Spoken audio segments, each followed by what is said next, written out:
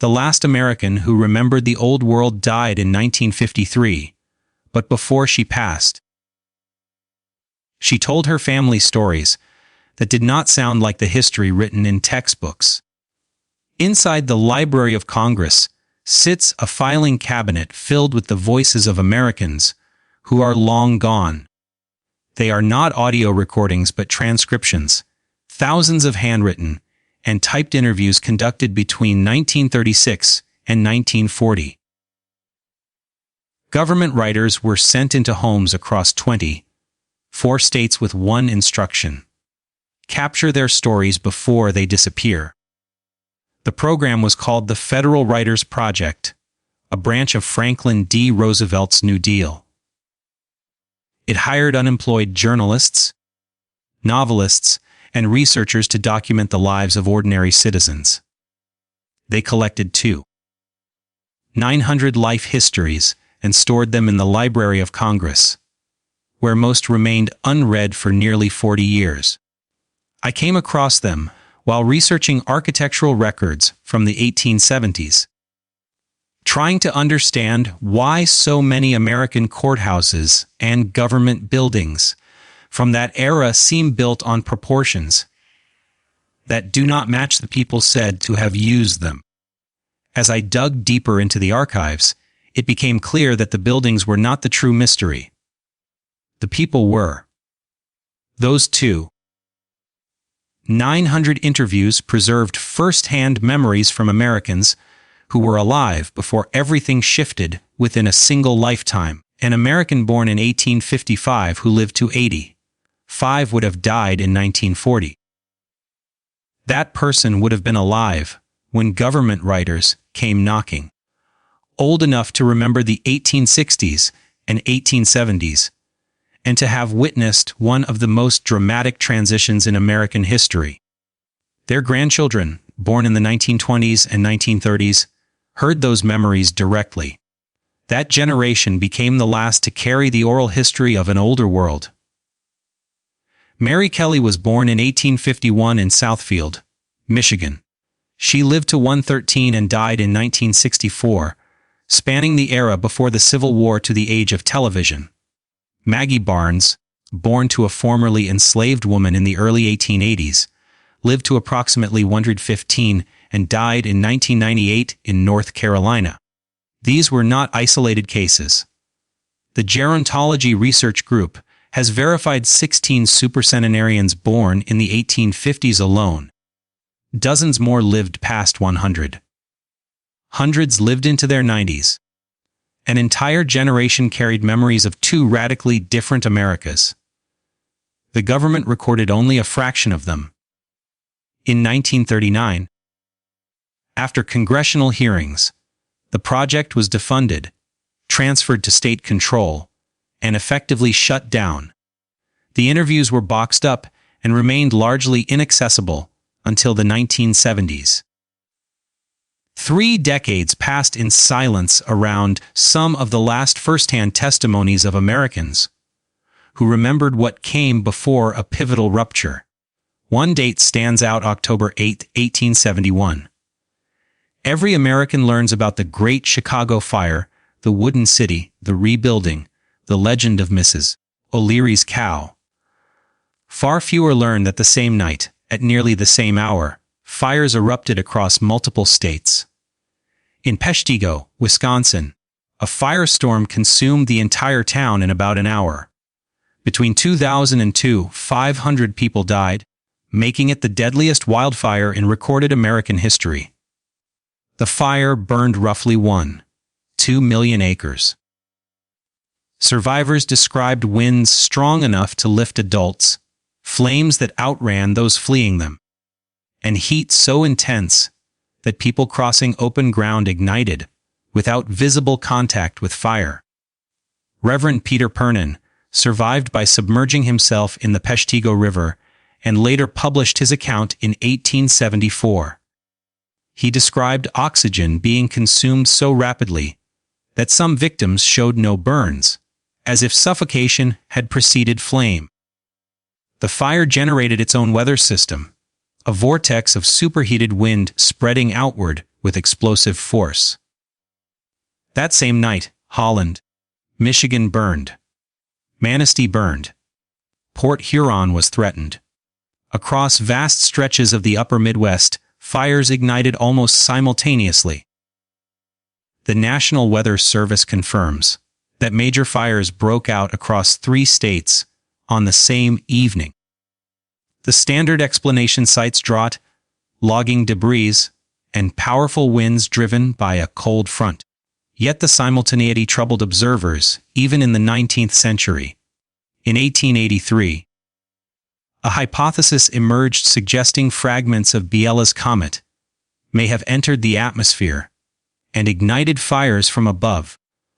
The idea resurfaced in a 1997 documentary and was examined again in 2004 by the American Institute of Aeronautics and Astronautics. Witnesses in Chicago reported blue flames in basements, a color associated with unusual chemical combustion rather than ordinary wood fires. The theory has neither been conclusively proven nor definitively disproven. The crucial point is that the elderly Americans interviewed in the 1930s had been children in 1871. A 70-year-old interviewed in 1938 would have been a toddler that night.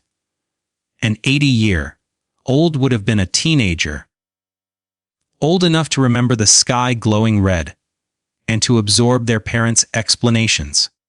The Library of Congress notes that the interviews include accounts of surviving the 1871 Chicago fire and pioneer journeys, but that description suggests only a portion of what those witnesses may have recalled. Fire was not the only erasure. In 1890, the United States conducted its most detailed census to date, documenting 62.9 million Americans with unprecedented specificity. It was also the first census not duplicated in local offices. Previous counts from 1790 to 1880 had backups stored in county courthouses and state archives. The 1890 census existed only in the basement of the Commerce Department building in Washington, D.C. On January 10, 1921, a fire broke out there. About a quarter of the records were destroyed, and roughly half suffered severe water and smoke damage.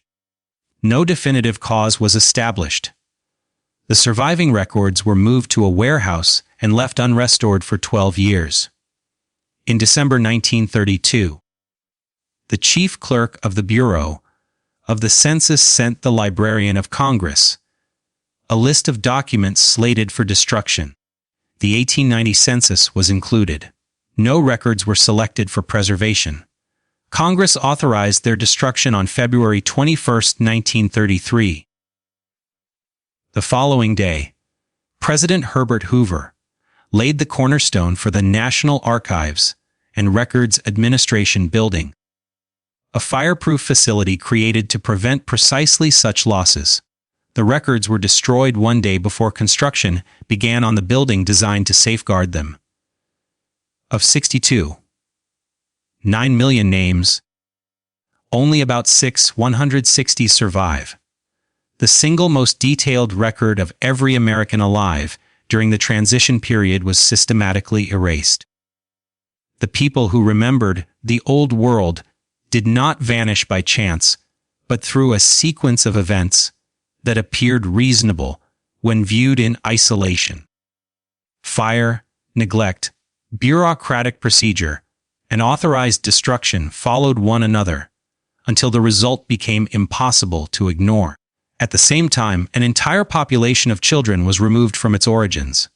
Between 1854 and 1929, roughly 250,000 children were placed on trains departing from New York, Boston, and Philadelphia and sent to rural communities across the Midwest and the West. This was the Orphan train movement, organized primarily by the Children's Aid Society, founded in 1853 by Charles Loring Brace, and later joined by the New York Foundling Hospital. At stops along the routes, children were presented to local families in events, described by contemporaries as resembling auctions. Farmers examined them, judged their size and health, and selected those they wanted. Many were taken directly to labor in the fields. Fewer than half of these children were true orphans. Most were the children of immigrants, the urban poor, or families who could not feed them or resist the institutions that removed them. In the 1850s alone, an estimated 30,000 children lived on the streets of New York City. Once placed in new communities, older children were often pressured, and sometimes required, to sever all ties with their past. Names were changed. Origins were poorly recorded or deliberately altered. Records kept by the organizations were incomplete and inconsistent. Many of these children grew up unable to tell their own grandchildren where they came from because they genuinely did not know. 250,000 Americans had their identities effectively erased, forming an entire generation disconnected from its own history by institutional design.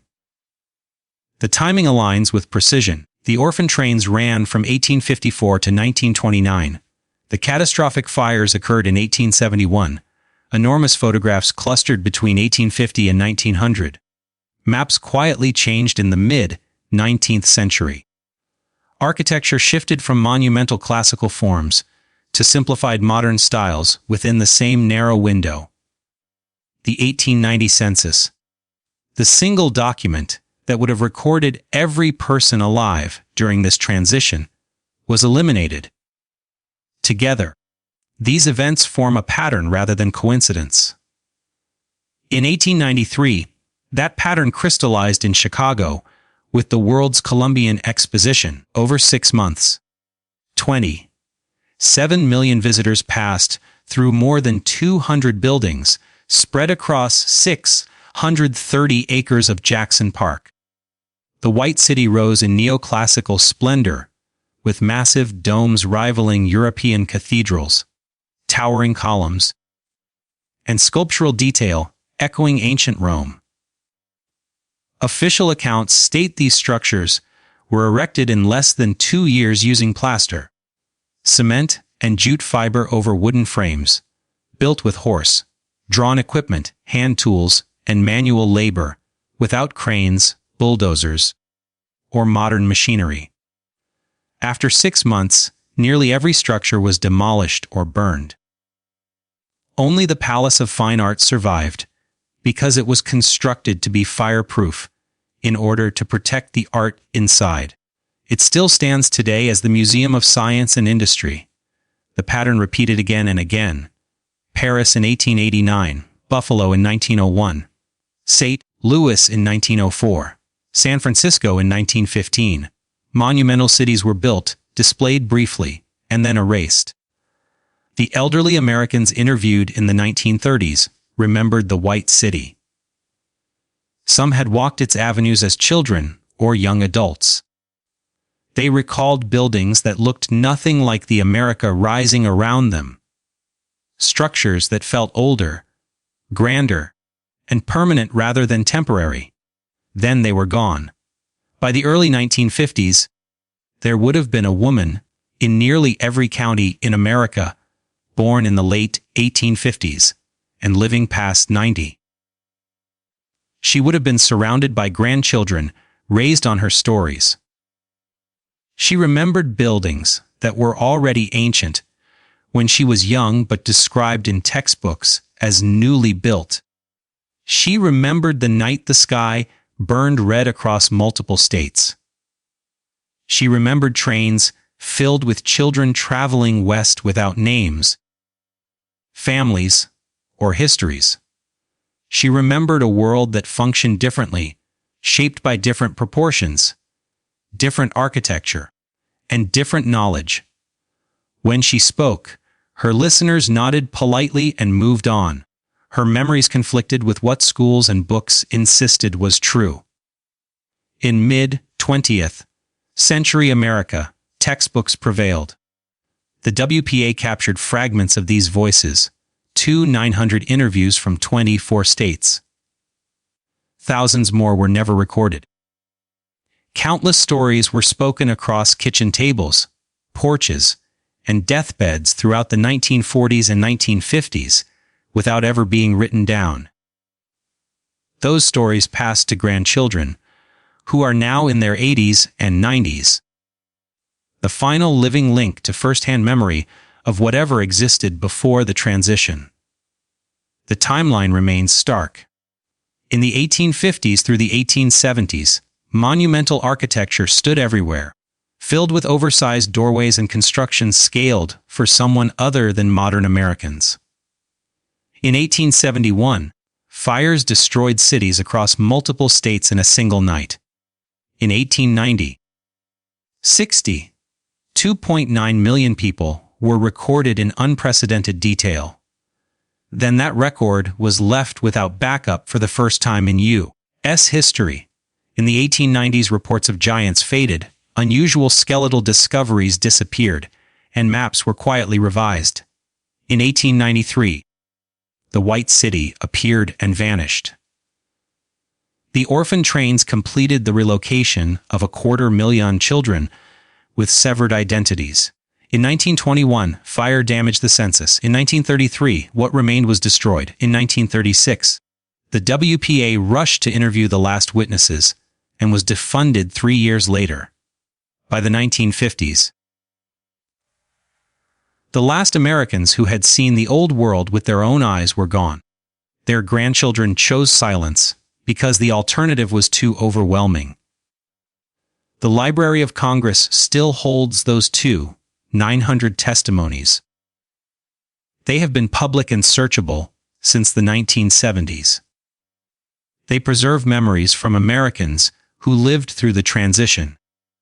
Archives do not forget, even when societies agree to. Buildings remember even when people do not. Documents retain what encyclopedias erase. Somewhere in those transcriptions, written carefully by Depression-era government workers, recording the memories of people born before everything changed, the truth remains stored in a filing cabinet. It has waited for nearly a century for someone willing to read what the last witnesses actually said rather than what history decided they should have remembered.